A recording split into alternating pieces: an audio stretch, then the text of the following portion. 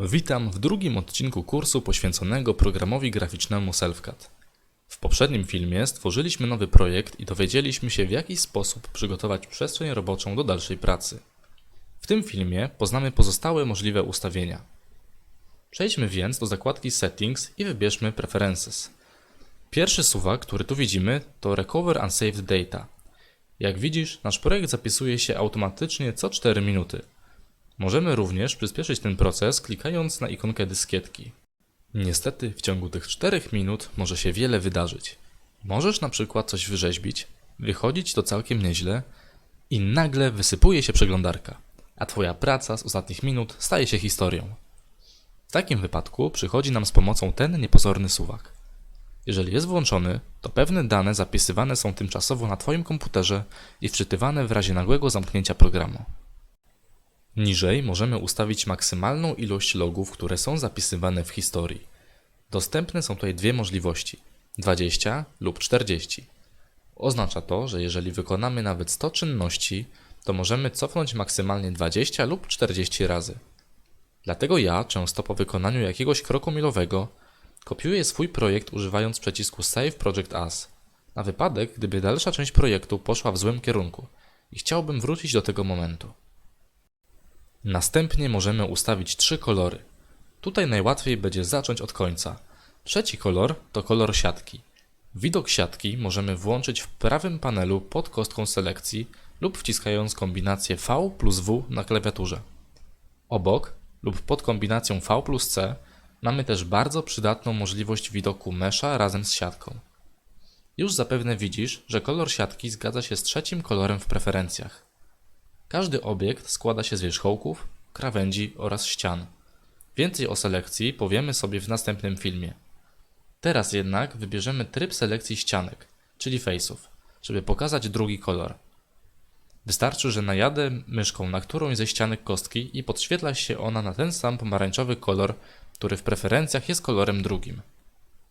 Wystarczy teraz, że kliknę w tą ściankę, aby ją wybrać i staje się ona żółta, co pasuje do koloru pierwszego.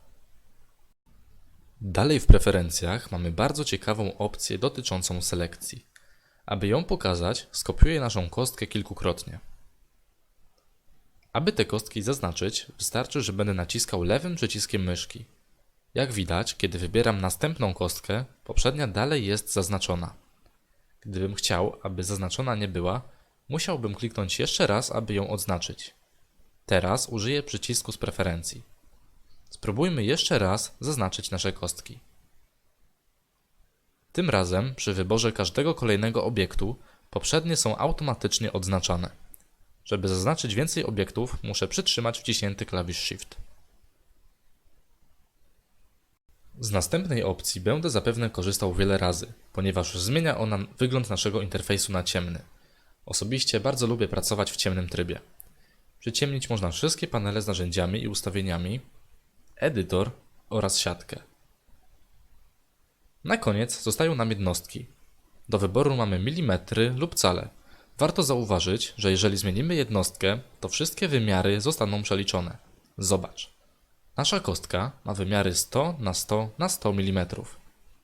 Po zmianie jednostki na cale nie będzie miała ona wymiarów 100 cali, tylko te 100 mm zostanie przeliczone na cale. W ten sposób omówiliśmy sobie preferencje. Następne na liście są ustawienia przestrzeni roboczej, o których mówiliśmy poprzednim razem, więc możemy przejść do ustawień światła środowiskowego. Pierwszym rodzajem światła, z jakim mamy tu do czynienia, jest Vignette Pass. Jest to światło całego otoczenia, które możemy porównać w sumie do światła dziennego. Najlepiej w pochmurny dzień. Pochmurny, bo światło to świeci z każdej strony tak samo i nie powoduje cienia. Drugim rodzajem światła jest Ambient Light. Jest to światło podobne do poprzedniego, ale wpływa tylko na obiekty. Ambient Light określane jest jako światło nieposiadające źródła, świecące z każdej strony równomiernie. Pod Ambient Light możemy rozwinąć ustawienia zaawansowane, a w nich włączyć 4 dostępne światła kierunkowe. W edytorze od razu pokazują nam się linie wskazujące kierunki padania wiązek światła. Zazwyczaj zależą one od pozycji kamery, jednak możemy je także unieruchomić, zaznaczając checkbox powyżej. Teraz mogę obracać dowolnie widokiem, a światłocienie zostaną w swoim miejscu. Warto również wspomnieć, że każdy rodzaj światła może mieć zmieniony kolor. Ostatnią zakładką w ustawieniach jest kamera. Ustawienia kamery są raczej rzadko używane, ale myślę, że warto o nich wspomnieć przy okazji tego odcinka. Można tutaj bardzo precyzyjnie ustawić kamerę na określonej pozycji i w określonym kierunku. Sprawdźmy teraz, co się stanie, gdy nacisnę przycisk Reset Camera w lewym górnym rogu Rotation Cube'a. Jak widać, kamera ustawiła się na pozycji 700, 700, 700 oraz jest skierowana na środek układów współrzędnych.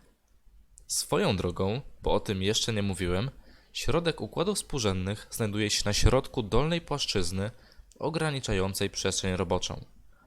Z tego faktu wynika, że obiekty znajdujące się wewnątrz przestrzeni roboczej nie mogą mieć ujemnej współrzędnej Y. Ale wróćmy do ustawień kamery. Tak naprawdę najważniejszą opcją tutaj jest checkbox znajdujący się pod kierunkiem patrzenia kamery.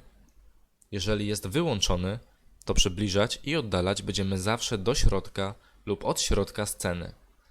Natomiast jeżeli jest włączony, to przybliżymy do miejsca, w którym znajduje się kursor. Tak samo wygląda oddalanie. Polecam mieć tę opcję włączoną. Na samym dole możemy jeszcze wybrać tryb rzutowania. Do wyboru mamy dwie opcje: tryb perspektywiczny oraz tryb ortograficzny. Tryb perspektywiczny to taki, jaki znamy z naszego realnego świata. Obiekty znajdujące się dalej są mniejsze niż te, które położone są bliżej, a równoległe krawędzie zbiegają się w punkcie zbiegu.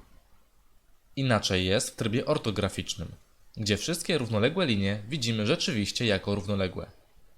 Przełączanie się między oboma trybami jest niezwykle przydatne w procesie modelowania i dlatego też istnieją na to dwa znacznie wygodniejsze sposoby niż przez panel ustawień.